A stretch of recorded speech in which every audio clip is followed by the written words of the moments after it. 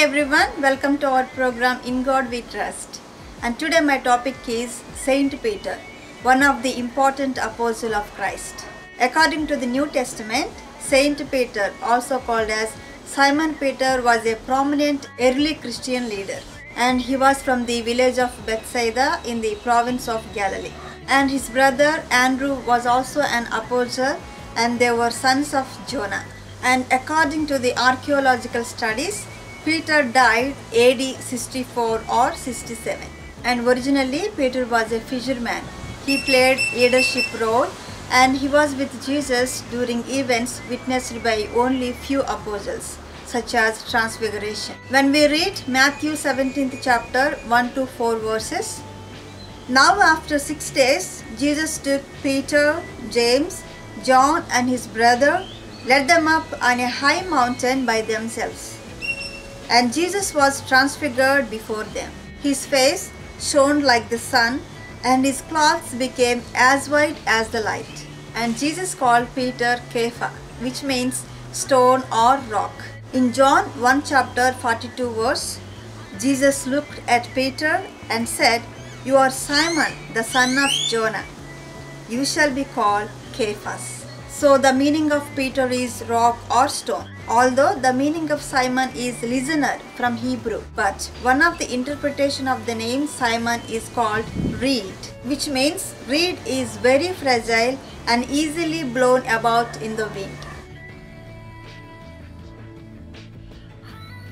But Peter means rock. A rock is strong and solid, it stands firm.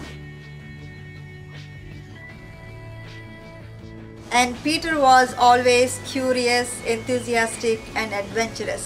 Whenever Jesus asked a question, it was always Peter who tried to answer it first. That was the character of Peter. When Jesus met Peter first time, Jesus used his boat to preach the gospel. After preaching the gospel, Jesus asked Peter to launch the boat in the deep water and throw the nets. But Peter denied and said he worked all night and caught nothing. But Jesus insisted him to throw the nets. Peter did so in obedience to Jesus' voice and caught net-breaking amount of fish.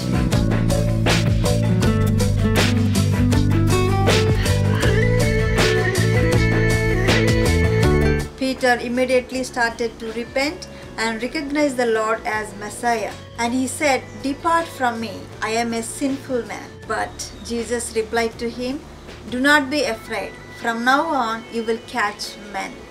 Such a beautiful word. I love this word. Jesus was a wonderful master.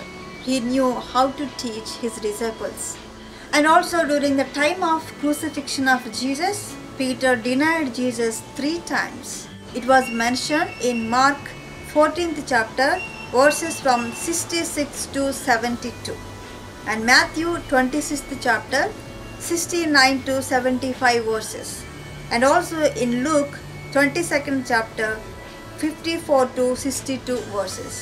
And Peter wasn't bold enough to accept that he was one of the disciples of Jesus Christ. And not only Peter, in my life I have seen some of my friends that denied Jesus Christ. They accepted Jesus as their personal Lord and Savior, but when the time comes, they denied Jesus and they acted like they are not following Jesus Christ in their lives. My dear friends, don't be afraid, and Holy Spirit God is always with you. He will strengthen you to bold enough to accept Jesus Christ as your personal Lord and Savior in front of many people. My dear friends, wherever you are and whatever the situation you are in right now, if you are following the Jesus Christ in your life, don't be afraid. You should be bold enough to talk about your personal Lord and Savior. Think about it and follow the precious Lord in your life. Even though Peter failed many times, Jesus understood his weaknesses and he loved Peter very much. Not only that, he wanted to build a church on him. It was mentioned in Matthew 16th chapter, verses 18 and 19. Jesus said to Peter, "And I will give you the keys of the kingdom of heaven. And whatever you bind on earth will be bound in heaven. And whatever you loose on earth will be loosed in the heaven." And there was no wonder why Peter was considered as first pope of the Catholic Church. Just like Peter, we are also failing many times in our life to do God's will in our life because of our situations, our circumstances. But God understood our weaknesses because He loved us very much. He created us in His own image. So my dear friends, today I want to encourage you, make a decision to do great things for the Lord, which is eternal. There is a saying, attempt great things for the Lord and expect greater things from the Lord. After Jesus resurrected and ascended to heaven, Peter was the one who stood among the people and preached the gospel with boldness, which resulted about 5,000 people accepted Jesus Christ as their personal Lord and Savior, and they were baptized. And there were times Peter performed miracles, such as his own shadow could bring healing to the people.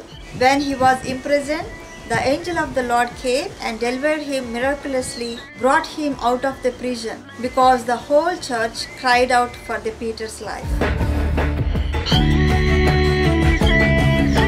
And he became a very brave apostle who founded the early church. And according to the Christian tradition, Peter is said to have been crucified in Rome under Emperor Nero Augustus Caesar, and he was crucified upside down at his own request, since he saw himself unworthy to be crucified in the same manner of Jesus Christ. So Peter died as martyr.